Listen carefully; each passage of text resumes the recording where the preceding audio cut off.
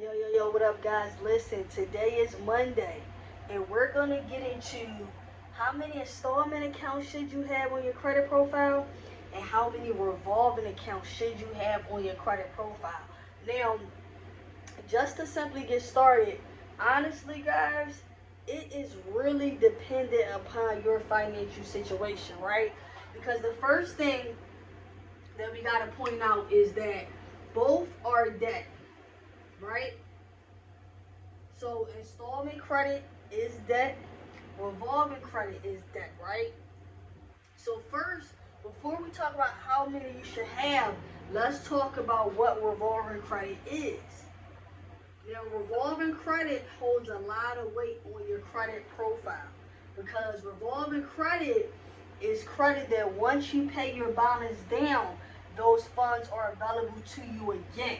And you're also decreasing your utilization on your available balance, right? So revolving credit is available to you again once you use it, such as a credit card. If you have $1,000 credit card limit and you spend $50, now you have $950 available to you.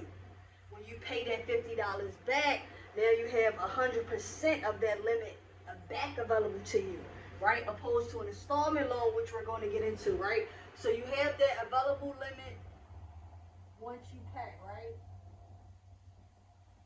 Once you pay. All right, give me 1 second. I gotta check.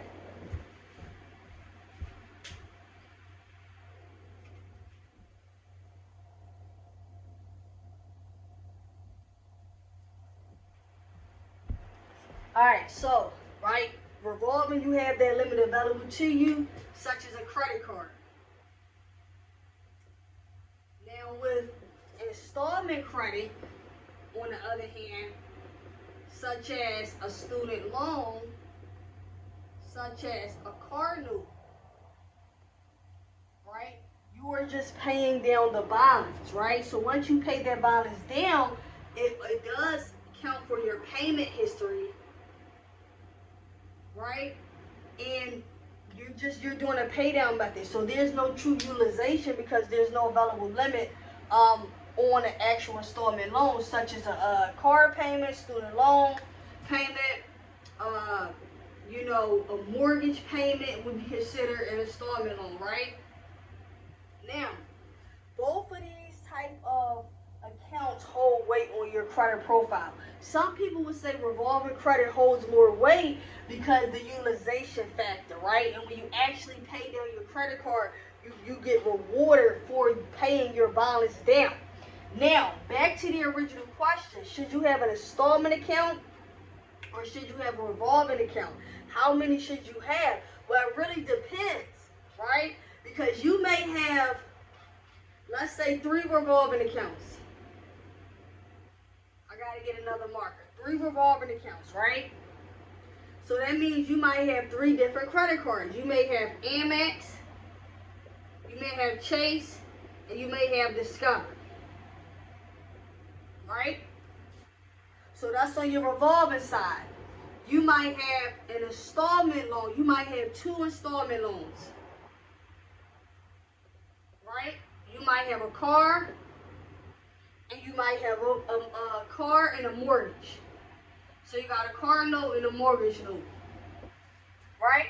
So if we're looking at these 2 examples, you would have three lines of revolving credit, and you would have 2 lines of installment credit. So total, you would have 5 accounts altogether. Now, when you actually start to break this down and say, how much is my car note? Let's just say, for example, the car note is $350. How much is my mortgage? Let's say, for instance, the mortgage is $950. Okay, how much? Then we go to the revolving side. How much credit card debt do I have? Okay, on the Amex card, I owe $100. On the Chase card, I owe $200. And on Discover, I owe $700. So now, when we're looking at all of these payments, okay, so in total, I have 100 plus 200 plus 700. I have $1,000 and revolving debt. Now look at my 2 installment loans, right? 350 plus the 950 is going to bring us to 1,300. I have 1,300 in installment debt. Total, I have 2,300 in debt.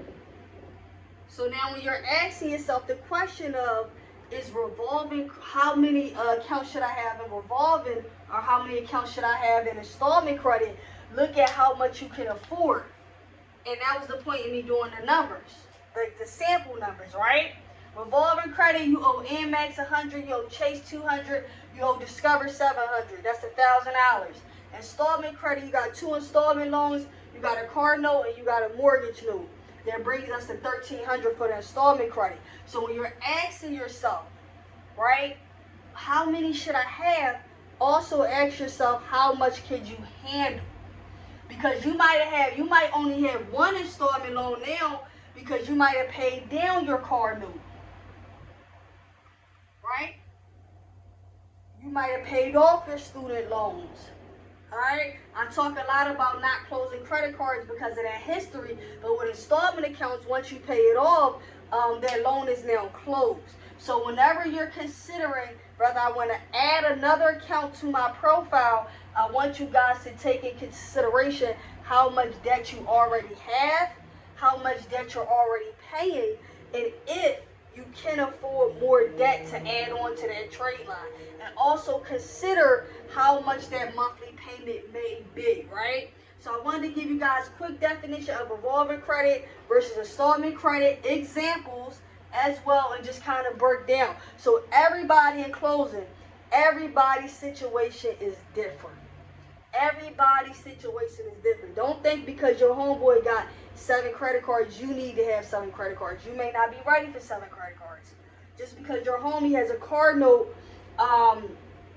for $700 and maybe he drives a Benz, that might not be your situation. So always consider the choices and the decisions you make in credit based off of your personal circumstance and not just a general observation, because your credit and your finances is personal. So I want you to consider what's on your credit profile, how much you are paying, and what you can afford to handle. And I'm going to see you guys on the next video. Visit the website preciouscredit.net, and I'm out. Peace.